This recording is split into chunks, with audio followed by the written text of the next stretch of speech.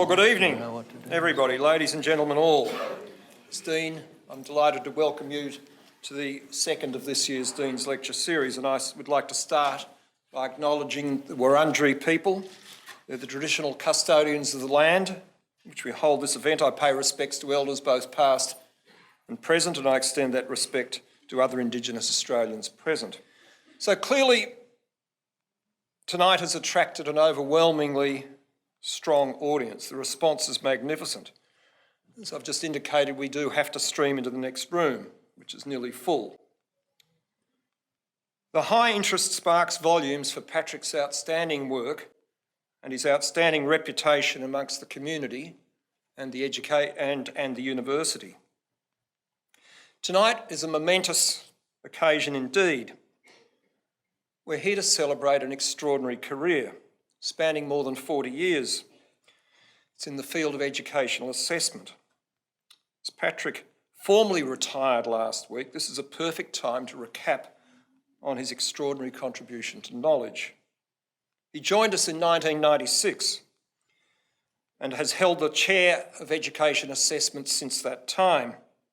When he joined us, he brought with him the Assessment Research Centre, along with its graduate students, its staff, an organisation that he has pioneered and led initially at RMIT, but since 1988.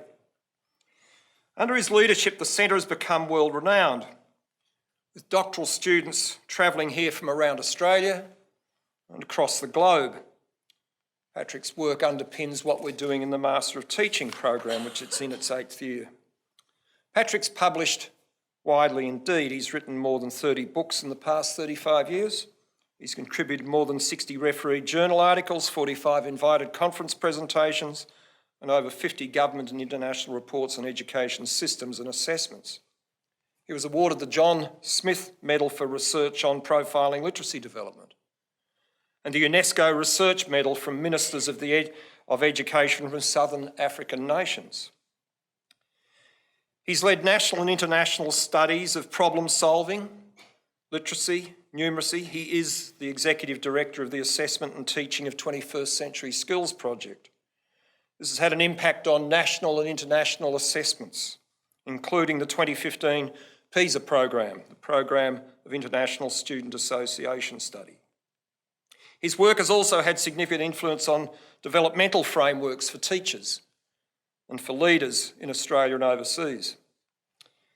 Patrick's also made an outstanding contribution as a citizen of the university through his roles as Head of Department, my Deputy Dean for some years, Associate Dean of Strategic Projects here at the Graduate School, and a member of the Melbourne University Private Board.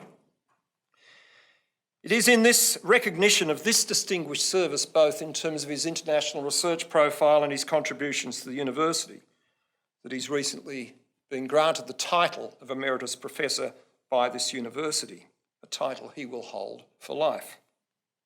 Thankfully, Patrick will continue work here at the Graduate School as an honorary professorial fellow. The only difference is I won't have to pay him. I've asked my colleague John Hattie, Professor John Hattie, Director of our Research Institute, another measurement expert, to thank Patrick at the conclusion of tonight's lecture. So Patrick, without further ado, I'd like to welcome you to the front to reflect on assessment changes over a 40-year career and its links to teaching and how it's changing teaching practices. Please welcome Patrick to the front.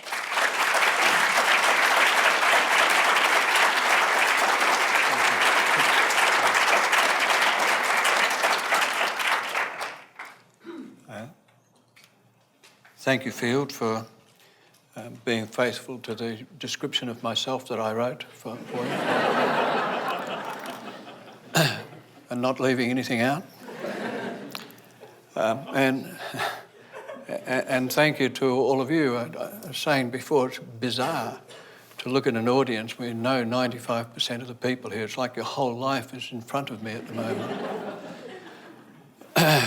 Anyway, as usual, I've prepared a lot of slides, and those who know me well probably realise that I won't get past slide 1. But I do want to focus on a few questions tonight. First of all, I wanted to talk a little bit about the background and the origins of educational measurement and where most of our characteristics of what we do come from, and its relationship to a field of expertise called psychometrics. I also want to talk a little bit about testing, in particular standardised testing, and the kind of expertise that has brought with it and the way in which it's used and how that's evolved over the last, particularly the last 20 years. Then the effect of changes in society really are likely to be quite profound, not only in social life and economies, but also in education and the impact that it will have on teaching, the impact that it will have on assessment. And in many ways, some of the work that the Assessment Research Centre has been doing in the last 6 years is really pioneering some of those changes in assessment. And if all of these things have been so successful, the real question is what the hell went wrong? And is there something that we can do about that? And where do we go from here? So I'll try to organise what I was doing that way.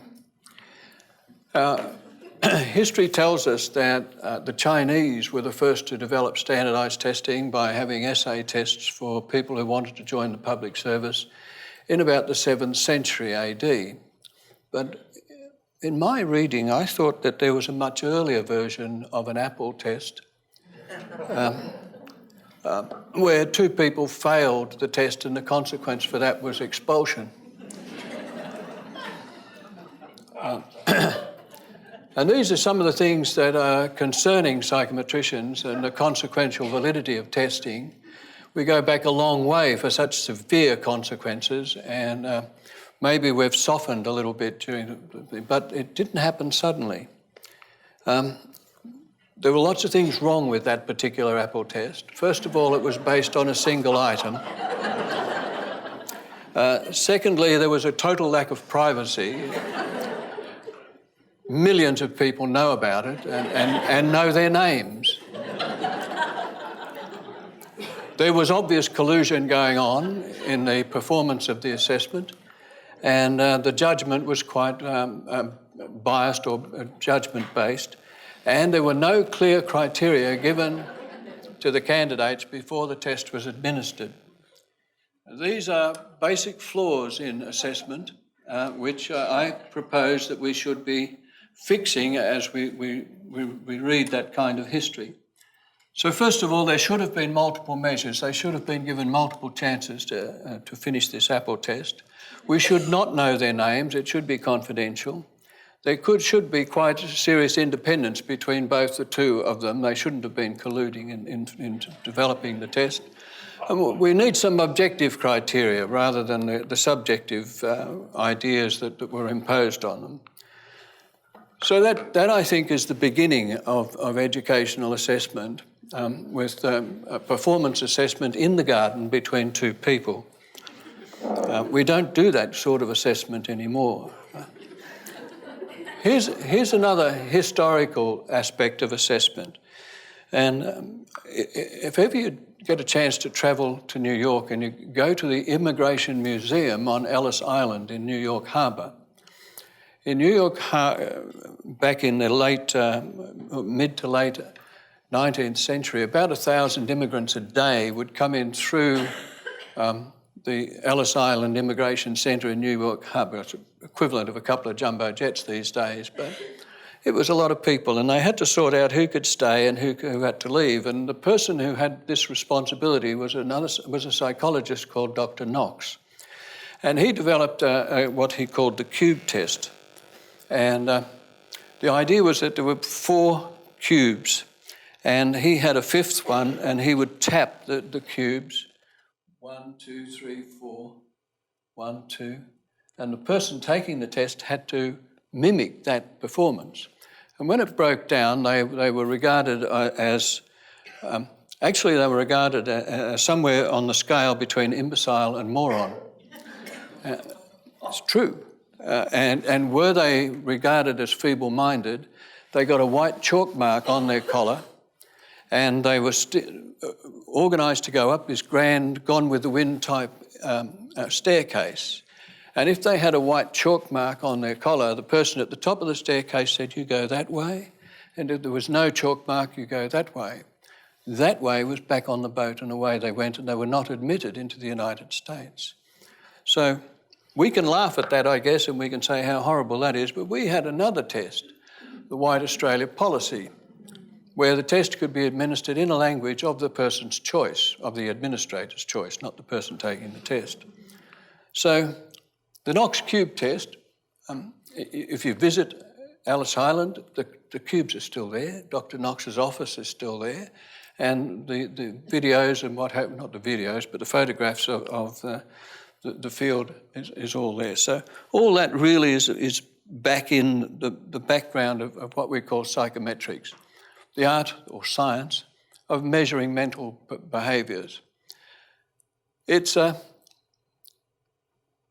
I'm going to upset a few people because it really is about psychology, not about education.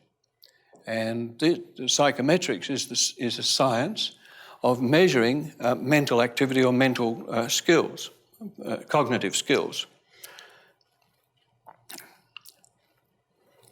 The search to try and understand intelligence is really what psychometrics began with people like Spearman's G, general intelligence, people like Thurstone and Galton. Actually, two psychologists. One was Francis Galton, who set up a laboratory at the University College London, and at the same time in Germany, Wilhelm Wundt set up a psychometrics laboratory, and the two of them had some coalesced views that they were all believed that intelligence was a single thing, and you could measure it quite quickly and uniformly. In America, there was a whole set of other psychologists who believed that intelligence was multifaceted, and there was this debate which really led to a great deal of development in psychological measurement, so that we had all of this rogues gallery of very famous names in psychology. Wundt, who set up, and Galton, who set up the psychometric laboratories and colleges. Spearman, who developed the idea of G, the general intelligence. Cattell was Wundt's student, and R.A. Fisher was also part of that group. And for those who've done some statistics, this was sort of the father of analysis of variance, all part of that sort of thing. And Spearman, of course, Pearson, Thurstone, Thorndike, Guilford, Gorsh, and Anna Anastasia. They were all psychologists developing this idea of measuring intelligence.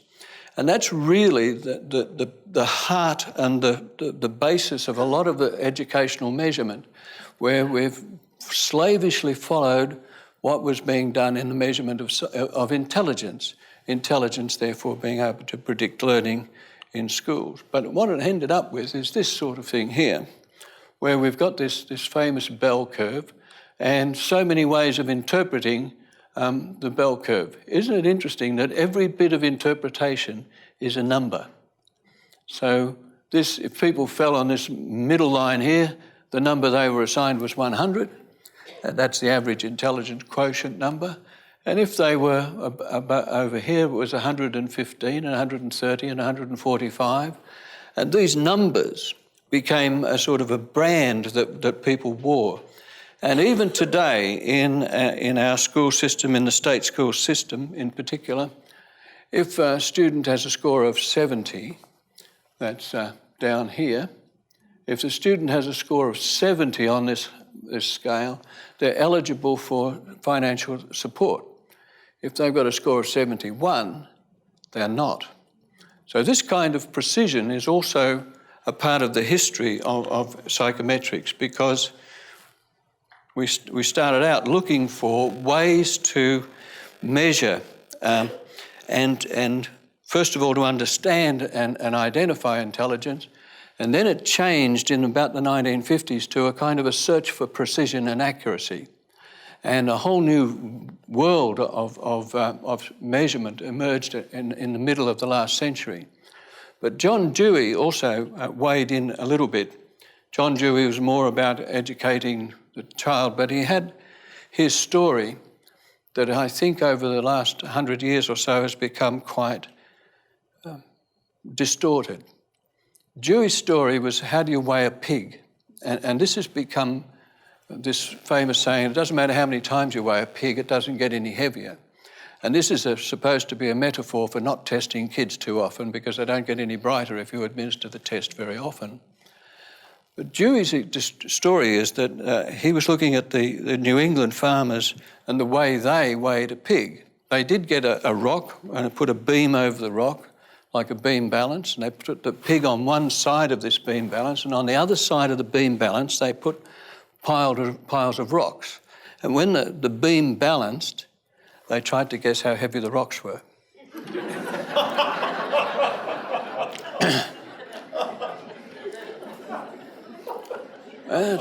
That's a true story.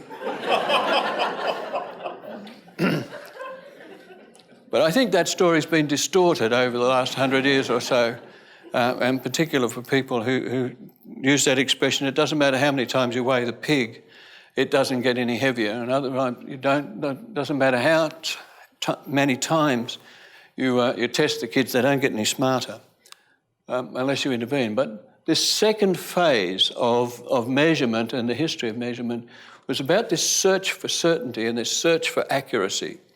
And a whole new rogues gallery started to emerge, and this one contains quite a few interesting people. It's a couple I hoped might be here tonight. But Kronbach, Fred Lord from ETS, George Rash was a Dane, Ben Wright was an American, and Ben Wright taught this one, and this one, and this one. And these are all Australians. David Andrich, Ray Adams, Mark Wilson and Jeff Masters are all Melbourne graduates. They all went off to Chicago to study with Ben Wright, and they all studied the same kind of psychometric modelling developed by this fellow, George Rash.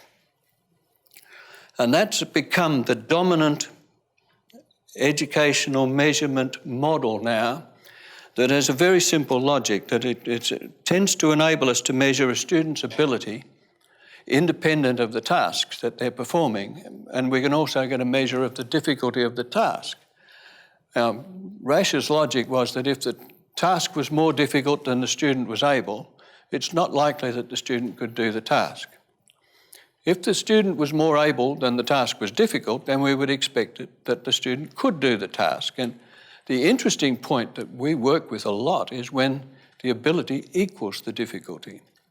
Because at that point, Rash's mathematical equation can show us that the probability of success is about 50-50 or 0.5 probability. So that if we had one student faced with 10 tasks all of the same difficulty, the student would randomly be able to do 5 of them and not the other 5. Or if we had one task and 10 students, 5 of them could do it and 5 could not. So that's a very useful piece of information, and I thought I should pass on to you. It's really important, actually, and I'm going to come back to it. So good is the set of equations that either Fred Lord or other Swaminathan and others designed. So good are they with the accuracy of predicting the way in which students perform that we can plot the graph with the maths equation that Rash developed, or in this case Jeff Masters developed, but we can plot the graph with the smooth line and then plot on top of it the sort of behaviours that the teachers or the assessors observe real kids doing with a dotted line. And you can see it's almost perfect in terms of being able to line up the actual with the preserved. And it's kind of scary that we can design tests, that we can design instruments with test questions that are so accurate in their prediction that when we get the data about the students and they superimpose it on the theoretical model, that there's almost a perfect match. More than that, by the time we go through test question after test question, we can select only those test questions where that is true, and we can reject the test questions when that doesn't happen. So the measurement that we get the measurement that we get about the student's ability and the difficulty of the task is very accurate. And if we're so good at doing that, if we're so accurate in the way in which we can design tests, and this process of matching the actual data to the mathematical data is called calibrating the test. If we're so clever at designing and calibrating the test, why don't teachers love them? What's gone wrong? Where's the problem? I think the problem, in my view, is in the mathematics of it, in the numbers. What we do is we tell the teachers a number. We say that student is a 34, and we're not talking about his neck size. We say another student is a 98 or a 72, or that school is a 350.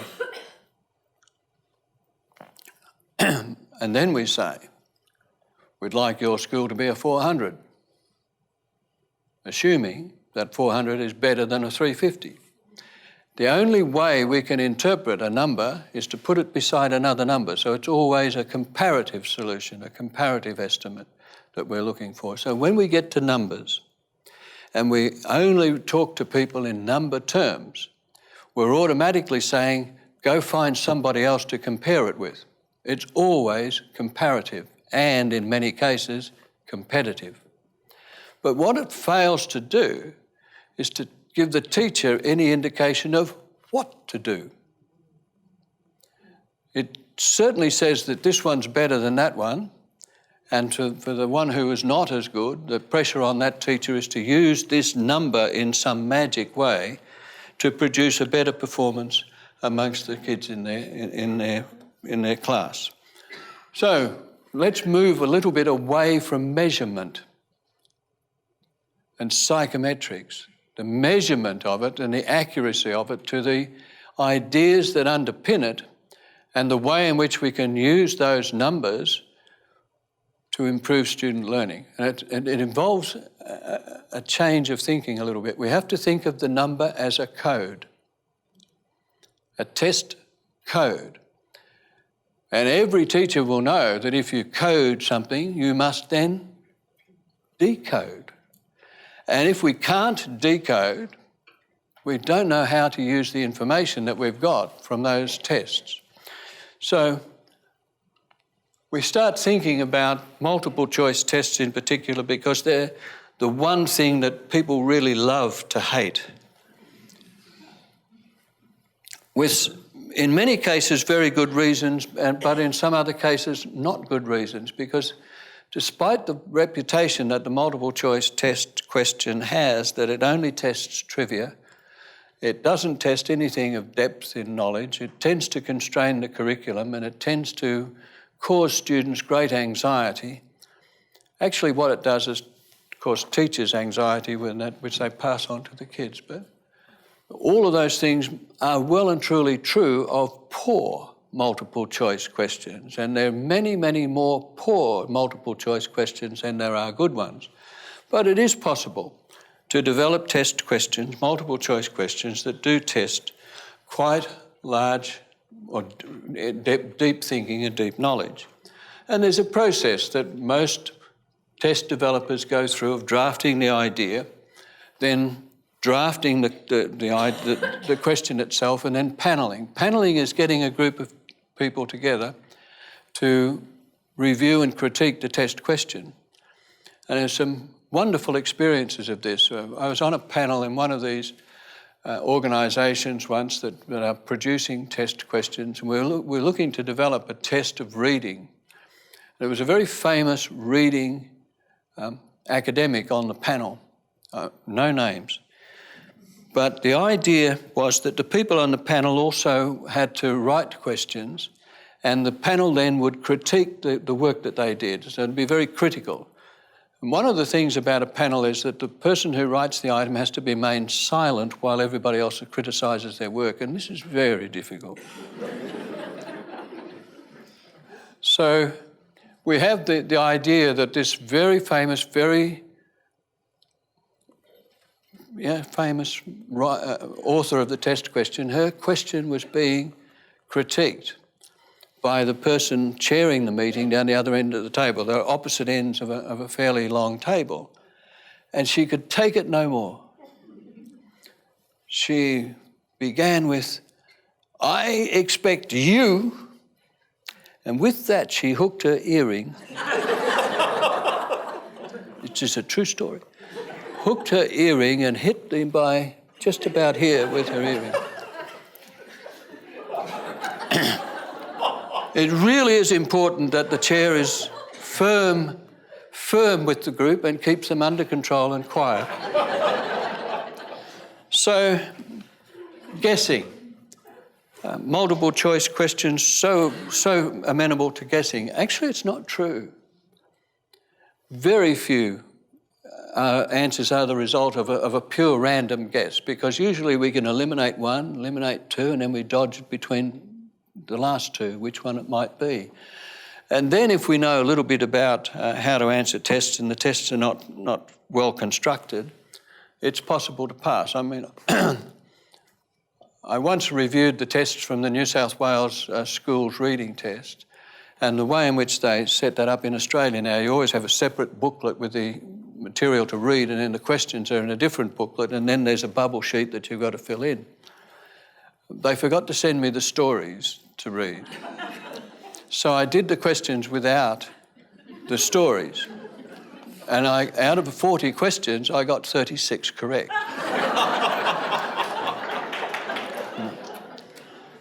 If they'd given me the questions, I probably only would have got 20. But I wasn't guessing because the way in which the items were constructed, it was a reasonable process to eliminate some. Similarly, Nathan's here. I saw him arrive somewhere. Nathan Zionetti? Nathan and I used to do most of the analysis of the tests for the College of Surgeons and also for the College of Obstetrics. You'd be very, very pleased to know that I and Nathan could each pass the test because we could work out how to eliminate many of the questions by just a sheer knowledge of the way in which the questions were worded. That was when we first started doing the tests for the surgeons and the gynecologists, but we were able to change practices in those places to make it a little more sure that somebody knew what they were doing. We also sometimes wonder about tests because they have a narrow focus, or multiple choice tests, and they tend to narrow the curriculum in some ways. So we're a little concerned about schools that practice the type of questions on the test just to get through to the NAPLAN or whatever the test was. So it can infect curriculum. So that's the sort of measurement, the search for precision. If we can write an equation and plot a theoretical graph and superimpose actual behaviour almost perfectly on it, we got the accuracy. So now, how do we administer these? Well, the old paper and pencil tests where people sit down and put an X or select an alternative, that sort of led very quickly to scoring and coding. And I want to be able to talk a little bit about coding test questions as well, because they could be coded this way. Machine reading very quickly became part of it, and we have a scanner here, not quite as good as this one, but we have a scanner that scans a couple of thousand sheets an hour so that we could use the bubble sheets to collect data. I think we're still using it for one or two projects, but rapidly paper and pencil testing is going out of fashion. Everything's going online. But these machines would read which alternative was, score the test, and sometimes do a little analysis for the teachers as well. And then we had online testing. Our computers are a little bit better than this one now. But kids of very, very junior age now are sitting taking tests online through a computer system. All of this meant that we've needed to have large banks of test questions that we can use, and the idea of an item bank is an idea. not much reality to it because the expense of setting up an item bank is considerable, but a lot of people, particularly in developing countries, think that this is the way to go. The idea of this is that 1,000 test questions would be calibrated with those curves in the data, and we'd know relatively how difficult it was and what the content was, and we could tag it. And we have our item bank here at the Assessment Research Centre. It was constructed by our staff. If we wanted to develop a paper and pencil test, we could punch in the range of difficulty that we wanted, the topics that we wanted to test, the number of questions that would be required, press the button and it would print the test. So the paper and pencil test could be developed just from an electronic store of items. Perhaps one of the most popular concepts in testing is this one, which is called adaptive testing. And it's a bit like the game of guess a number between 1 and 10. And you say 5, no, higher. 7, no, lower. 6, yeah. And really that's what adaptive testing does as well. It says to start off with a randomly selected item. If the student gets it right, it gives them a harder one. If they get that one wrong, it gives them an easier one. And this is regarded as an efficient way of arriving at a particular ability level of the student. Very accurate number you can get from that. And the idea that we can use adaptive testing to help teachers teach students is a bit of a folly, because we can still only give them a number, but my goodness, it's an accurate number. Now, this one is called tailored testing, and I think we should get used to this, because in 2017, ACARA is going to do this with NAPLAN. This is the idea of matching the test to the ability level of the student, not to the grade level. So it's not quite adaptive testing, it's giving a little bit of a pre-test to identify how able the student might be, and then selecting a bank of different difficulty tests to match the student. The interesting thing about this is that the idea is that the best score, if you want to use it for teaching purposes, the best score that you can give a student or a student can get is not 100%. The best score is about 50%. Because if we get that, we maximise the amount of information that we can get about the student. If we get 100%, student gets 100% on the test, we don't know where the student is. We're just beyond that test. Same with the bottom end as well. So when we get a multiple choice test, we usually mark it. If it's correct, we give it a 1, and if it's incorrect, we give it a 0. This is the way we think about scoring tests, but it's about coding the response. What does 1 mean? 1 means you got it right. Yeah, but what does that mean? In this case, for this particular question, a code of 1 meant that the student was able to interpret the graph and apply biochemical principles to the interpretation. Alternatively, if the student was coded as 0, the teacher would know that in this case the student could not do that particular skill at that time. Would we settle for that one piece of information, or would we go back to the apple test with 1 item? No, we need multiple questions, multiple ideas to reinforce that. And if the student repeatedly was able to demonstrate that skill, we would say, well, maybe they have got that skill. And then relate it to one that's the next level up, or a little bit higher than that.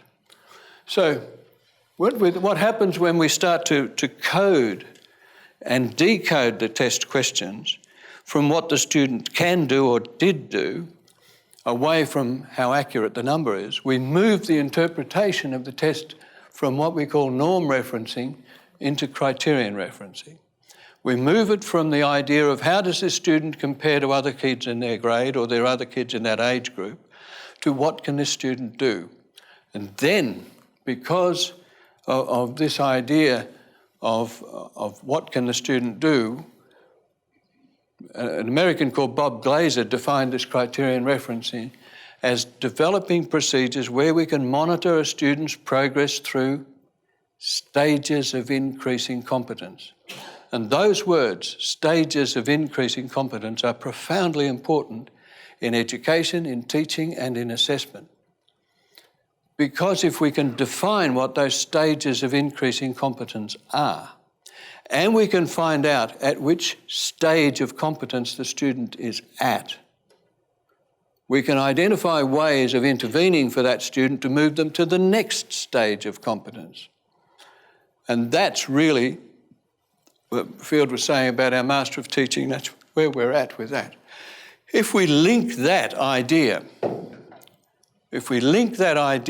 to a learning theory so that these stages of increasing competence are defined in many ways by a learning theory of development, and we can find something called the zone of proximal development that a Russian, Lev Vygotsky, identified. It's that level of development where we just can't learn it on our own. We need someone to intervene and help us.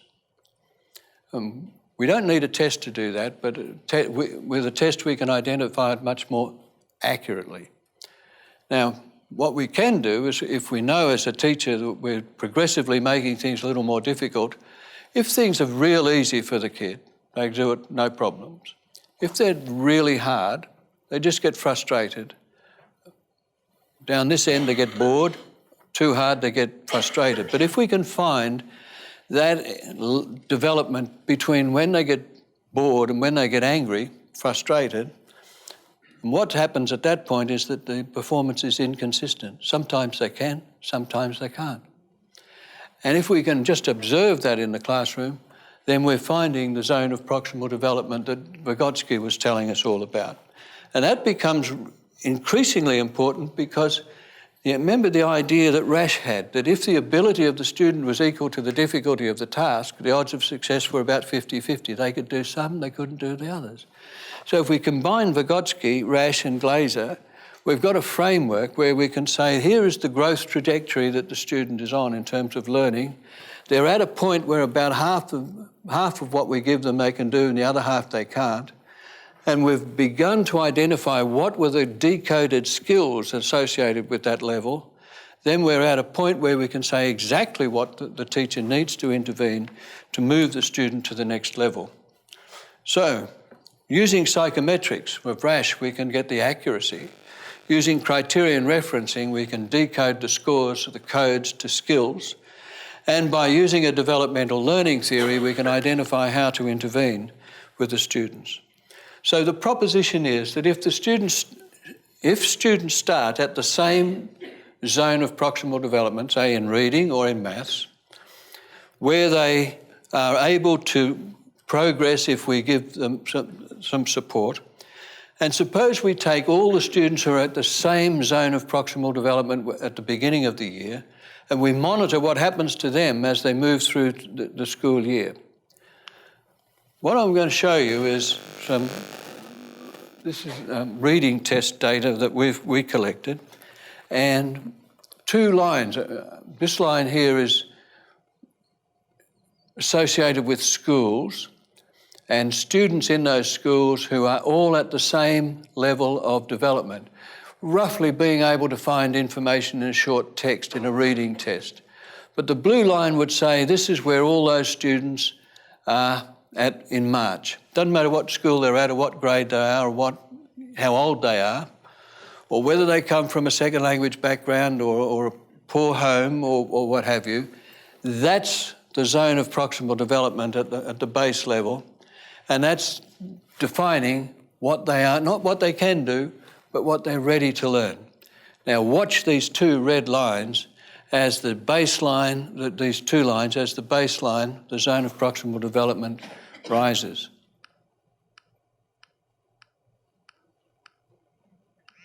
That's scary, isn't it? If we just look at that again.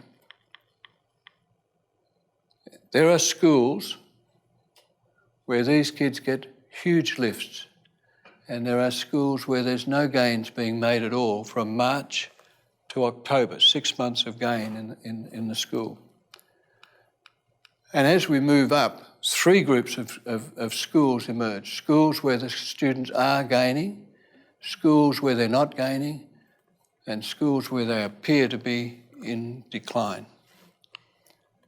Now that's reading. In mathematics, same thing. We've got the zone of proximal development, basic place per value type skills in mathematics. And these are pretty short descriptions. They're just to give you a taste of the level of sophistication.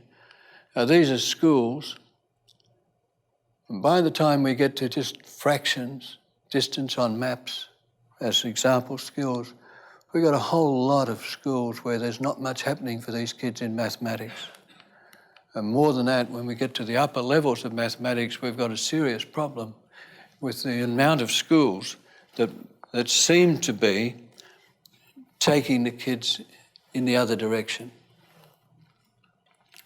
So what we can see is that we've got low achieving students in our schools getting a lot of attention, and our high achieving students, or kids at the top end of the school, of the continuum, not getting a lot of attention. And that's caused the state government to fund another project here to start looking at how teachers with kids at the top proficiency, what they do to get gains so that we can try to get that through to them. In general, there is a kind of culture that and it's not surprising because the government actually holds teachers accountable for improvement amongst the low-performing kids. It does not hold schools accountable for performance gains amongst the high-capacity kids. Schools are held accountable for the number of students who get below them, above and pass through that minimum threshold. So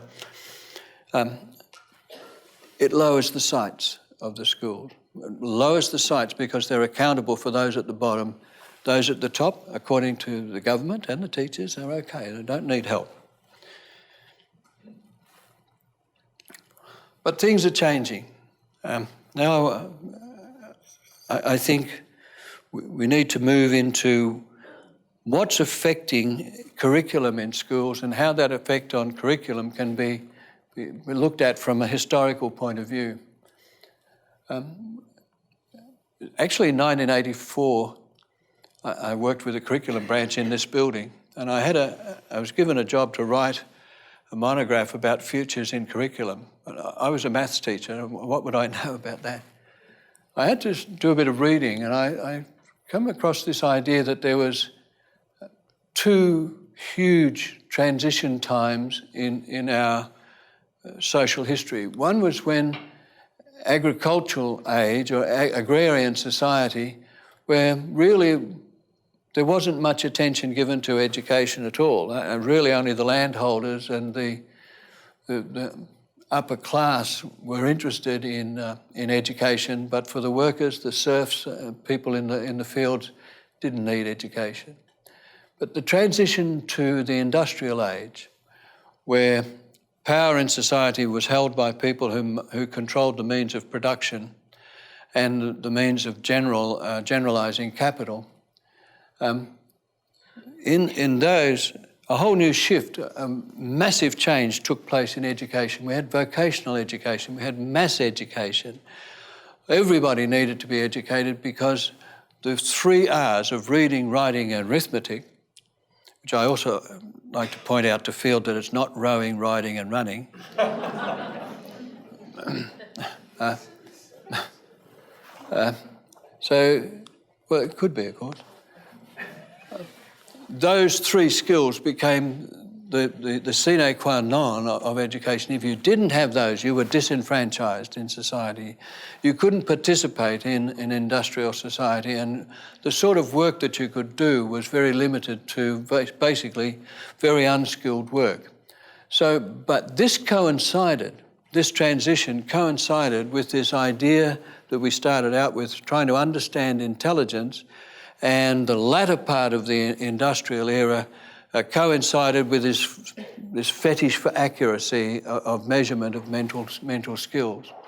So psychometrics really depended upon a whole lot of support in society for that kind of thinking, that people differed in terms of their capacity, and people were rewarded in that kind of society for the amount of knowledge that they had. So a lot of the assessment was about measuring the amount of knowledge. And the information age means that collaboration, creativity, communication and critical thinking, it's not the 3 R's anymore, but the 4 C's that become important. And we've really got to be able to change the way in which we conduct our education system to produce these types of outputs. I don't know if this has been published yet, but the Economist Research Unit did a study in 26 countries and 19 different businesses just a few weeks ago. And their conclusion was that problem solving, teamwork and communication are becoming the essentials. Education systems are not promoting these enough around the world. Some students are trying to do it on their own now, independent, and technology is changing teaching practice to a large degree. At the end of 2009, Barry McGaw took on a project where we were able to see that collaborative problem solving was a combination of some of these C's that we talked about before. Technology is forcing us to have new ways of thinking, new ways of working, new tools for working and new ways of living. And that became the Assessment and Teaching of 21st Century Skills project, which we took on through the Assessment Research Centre here. We combined critical thinking and problem solving, communication and collaboration, and we called it collaborative problem solving. Didn't exist before we did that.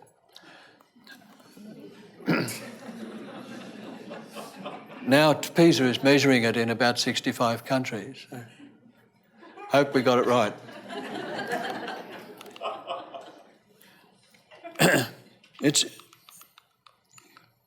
It's a simple idea, collaborative problem solving. Suppose you have a jigsaw puzzle and any number of people can play, but we each have some of the pieces of the jigsaw puzzle, and the task is to put the jigsaw puzzle together.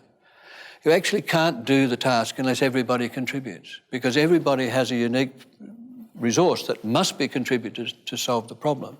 So for teachers, that's the fundamental separation point from group work, teamwork, or group assignments in the classroom. Everybody must have a particular unique contribution, and then it becomes collaborative work. And this is where teaching will probably end up going as well. I'm going to show you a couple of those. This is not one of the tasks that we set, but it is a collaborative task. Narelle English, one of our staff, videoed her daughter and a friend on this swing set in a park. And it's a perfect example of a collaborative problem-solving task set up by a couple of kids. And these are the elements of collaborative problem-solving. Look for action, there's plenty of that, interaction between the two, persevering to solve the problem, being responsive to each other, being aware of what the other is trying to do, some negotiation and some self-evaluation. Now, I'll just play the video and you see if you can see these things happening as we move through it.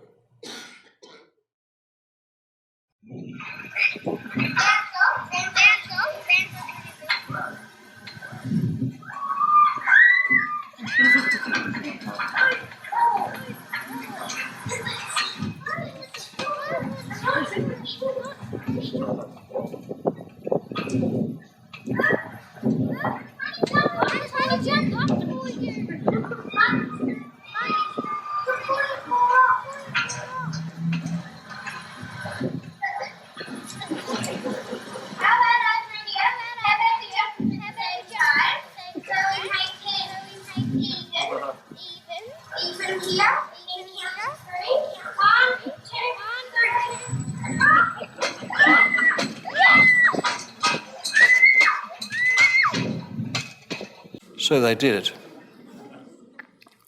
Now I want to show you another short video.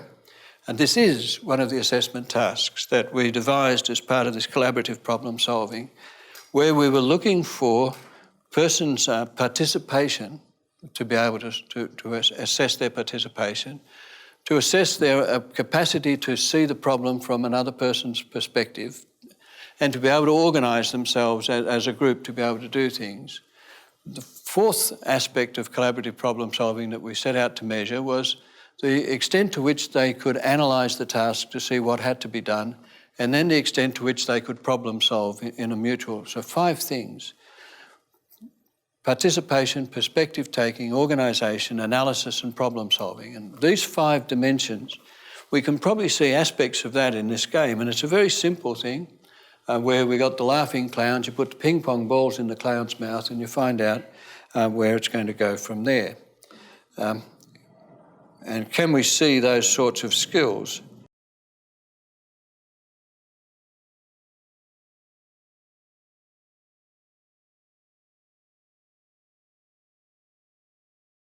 I have to say the two stars of this video are sitting in this audience.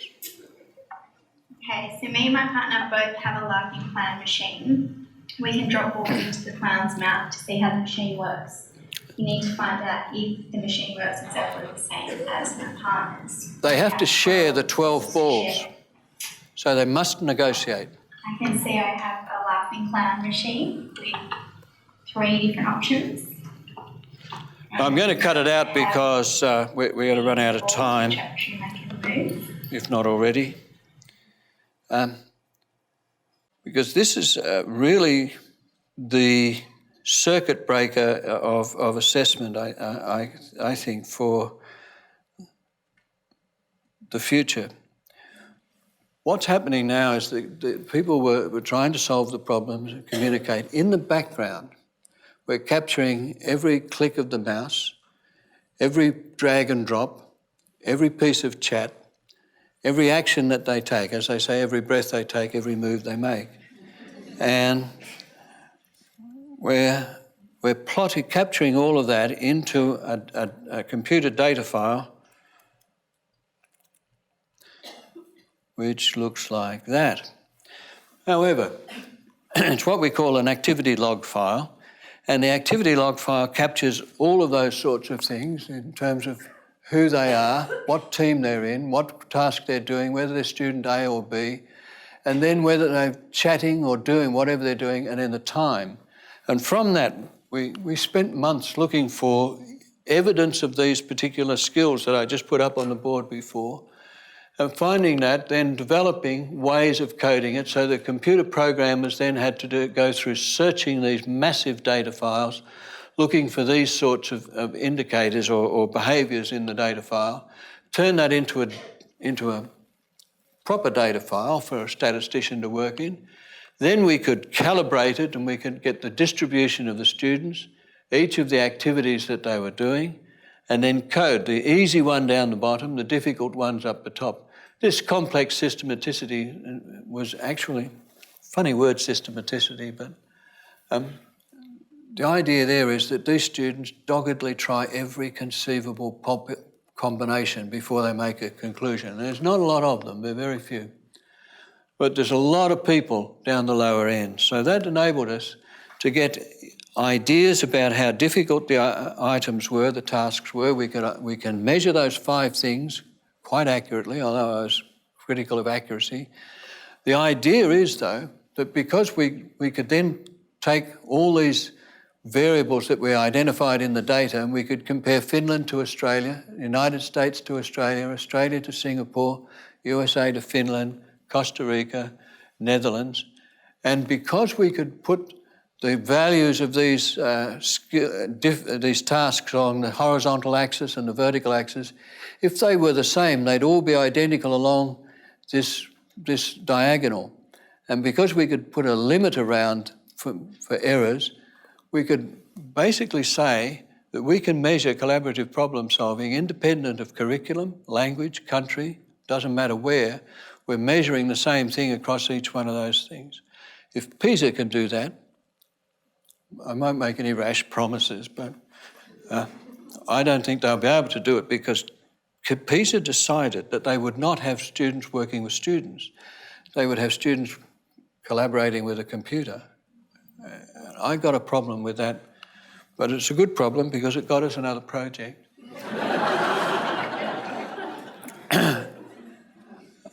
We sufficiently embarrassed OECD that they were willing to give us a lot of money to validate and compare the two processes. But then when we've done all that, we produced 3 reports instantly at the end of the day, which tells what's the zone of proximal development for each of those 5, where students are in the class and where the profile of social and cognitive skills are for the students in the class. So things have changed. Where are we going to go now? I think we must move into tailored testing as Cara is doing. And assessment in the future, I think, will have 5 fundamental properties. It will be informative. We must get decoded data out of assessments if teachers are going to use it. It will be interactive. We won't be sitting there filling in bubble sheets anymore in the future. I don't think that's got no life left. The feedback will be instant, and just the work that we've done, if we can build into those tasks 2 or 3 more things. First, some artificial intelligence built into the task so that as the students' data is being collated, this artificial intelligence is giving advice back and prompting them to learn, so we can combine assessment and teaching. It will almost certainly be internet-based and interventionist, so that it will be about intervening while the students are taking the test itself. So the implication of that for NAPLAN, all of that. Over a 6-year cycle, I don't think there's any need to test all kids in a cohort of 3, 5, 7 and 9 every year. We're worried because it's a dead flat line and there's no change.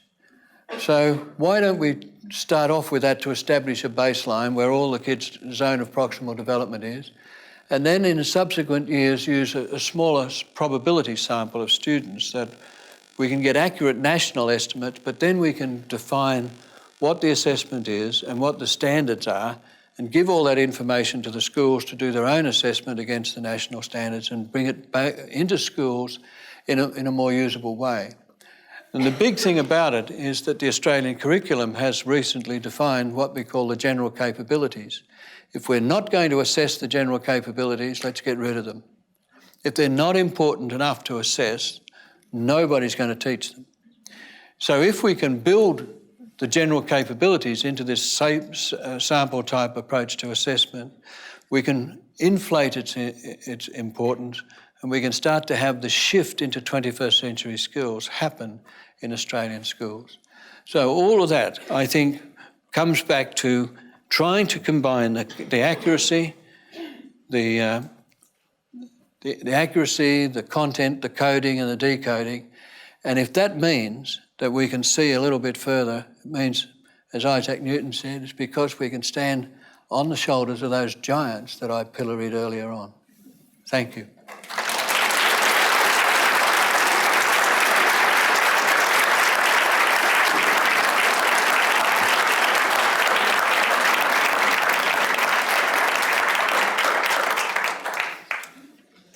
I wanted to start by Patrick's last slide, standing on the shoulder of giants, and argue in my thanks to Patrick that in fact is what he did not do in his career. Psychometricians are strange people. They usually sit in back rooms, as he personified in the earliest talks, deal with numbers, and that's why many of them are often called psychomagicians. Patrick started many years ago in Florida with Gagné and learning hierarchies, which I didn't mention tonight, but the theme comes through extremely strong, because one of his major contributions is pushing the line, as he said to you this evening, is it's not about the numbers, it's about that interpretation.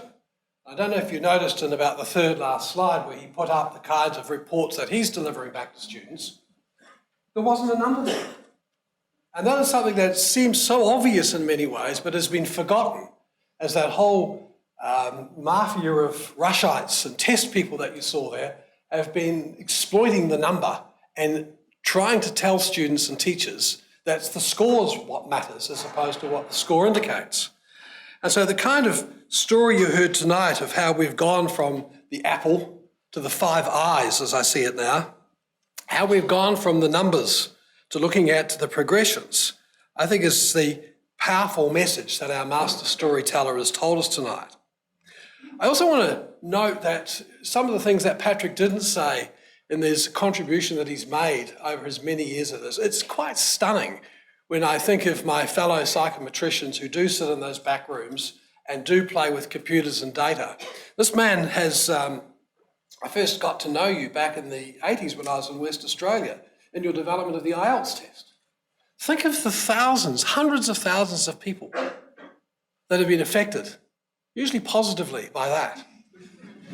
If you think of the work that you done in Vietnam and China, we're talking millions of kids have profited from the work of this man. The World Bank, your work in South Africa. Again, we can talk of the many thousands, hundreds of thousands of people that have been affected by the kinds of assessments and developments that Patrick has made. PISA, it's about to be 65 countries, and think of the millions that's going to be affected by the problem solving. And it's going to become the talk of the town, not only in the town and the villages where people are, but also across the countries. And there's going to be major fights, and I'm sure a future Prime Minister is going to decree that Australians have to be at the top of the top 5 of what Patrick's developed. I also want to note the M-Teach, which is the flagship program in this school, has been dramatically affected by the contributions of this man. And so probably today it's very fitting that there are millions of kids out there in the schools today, right today, doing NAPLAN. So it's not only that, it's NAPLAN Day. And the message I want to make is that I don't think it is correct for Patrick to say that he has stood on shoulders. I think what he's done to the measurement community is he's stood behind many of them and forced them to turn around. And that is a dramatic trend. It's a trend that you can see only in the last few years as people are starting to realise that, hey, we do have the tools to give back people information about their assessments. That's information, and they don't have to then decode it. And certainly one of my pet hates in this business is the notion of assessment literacy, where we ask teachers to be assessment literate. How insulting is that we force them to learn our language of numbers? Whereas the work that this man has been doing with his team, and it's touched many of you here in this room, in fact, I think the history is in front of you. That's right. That it is about using incredibly powerful, precise methods to help people better understand where they go to next. And it's that notion of how I think you have stood and asked us all to turn around and look at the world differently is very powerful.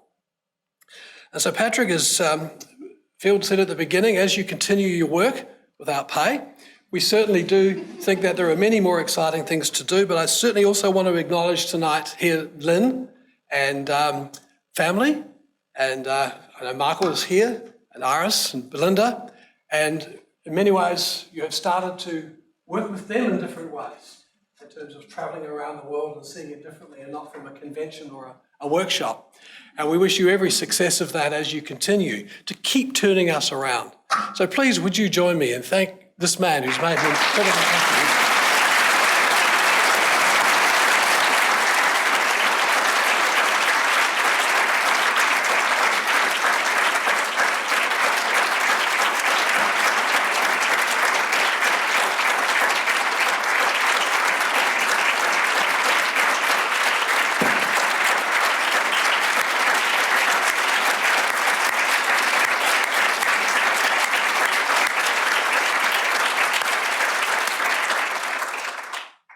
I don't think anything I was going to say would be appropriate now, because you've said it all collectively, and I'm sure the same thing was happening next door. But what I loved about tonight was Patrick, all of the elements of Patrick were on display. His brilliance, his relevance, and his wonderful humour. And we've all experienced that on tonight and on other occasions. So, Patrick, this is not so you forget tonight, this is so... So, right, well done.